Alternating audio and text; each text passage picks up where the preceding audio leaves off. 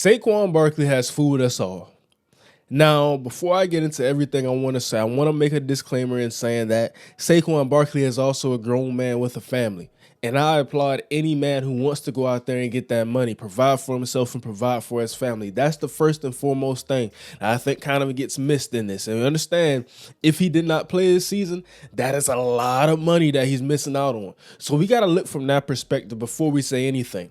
But I do say we keep a spade on this channel. And Saquon Barkley has fooled us all. Now, I knew it, in this situation, after, they couldn't agree to a long-term deal before Monday. I knew Saquon Barkley did not have the leverage. But why I say he fooled us and why he fooled me exactly is the FaceTime calls, the group meets or whatever they did, Zoom calls, all of the calls and talks and tweets and everything. And basically, from this perspective, looking at the deal, Saquon Barkley has folded. And I want to know how this impacts running backs and everything. And I think that now we're in a tough situation because we think about Austin Eckler, we think about Dalvin Cook, we think about Josh Jacobs. And I've said basically everything I can say about this situation and in full, in-depth takes on it. Now, I want to introduce you guys this deal. I'm going to bring it up on the screen.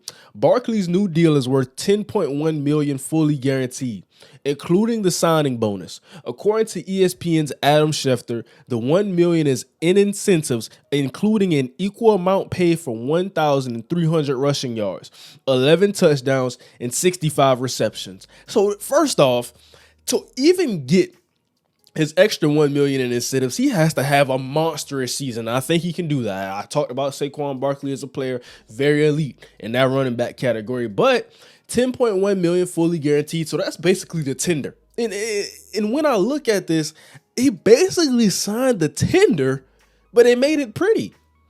And, they have a $2 million signing bonus, and then the extra $1 million is an incentive. So the kicker, though, the deal does not include a no franchise tag clause.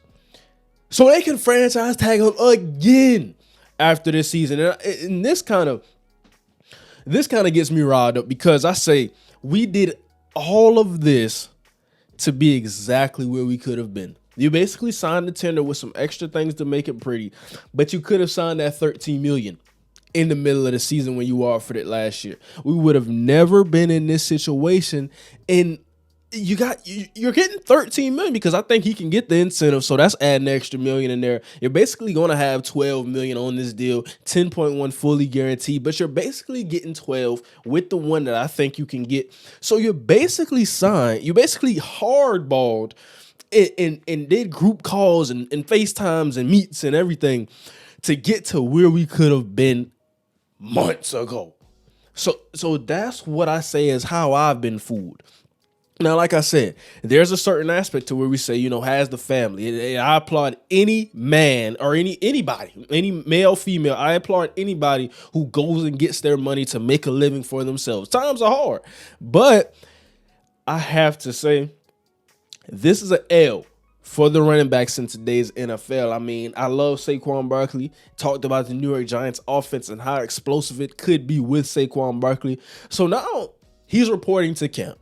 And I mean, they got a pretty solid running back room. Like I said, if James Robinson can stay healthy, he's basically hasn't been himself since that Achilles injury, but we know it takes time. And yes, he's been on the field for the Jets, but he wasn't truly back. Not to what I expect, at least. So that's something we can watch. Still got Matt Breida, Eric Gay, Gary Brightwell. Still got a pretty solid running back room. We know the new pieces in the receiving game. So I have to like that. But I mean, Josh Jacobs, Dalvin Cook, Austin Eckler. I mean, they're probably saying, this ain't what we said on the phone. This ain't what we said on FaceTime.